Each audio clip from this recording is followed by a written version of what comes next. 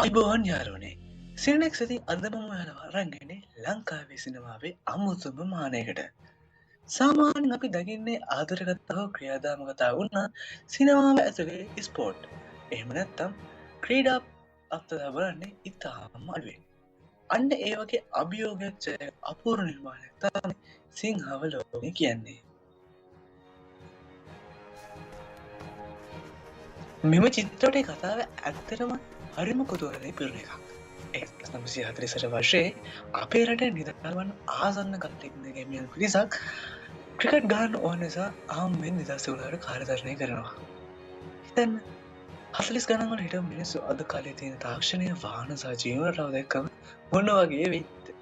ඒ විතරක් නෙවෙයි තමන්ගේ ගම බේරන්න ඔවුන්ට අවසානයේ ඉංග්‍රීසි ජාතික ක්‍රිකට් තරගයක් දිනන්න සිද්ධ වෙනවා.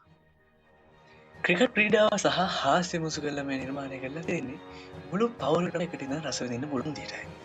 සිනමාව ඇතුලේ ක්‍රිකට් ගැන කියන හොඳම චිත්‍රපට අතරට මෙන්න මේ චිත්‍රපටයත් අනිවාර්යයෙන්ම එකතු කරන්න පුළුවන්.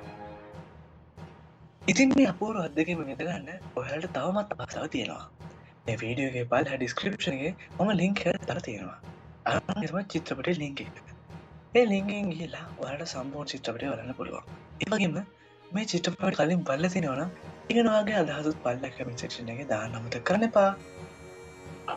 මෙවැනි තවත් රසවත් සහ දුර්ලභ ගණයේ චිත්‍රපට දැනගන්න මගහැරුණු ෆිල්ම් වලින් ලබා ගන්න සිනෙක්ස් අපේ සබ්ස්ක්‍රයිබ් කරලා තියාගන්න. එහෙනම්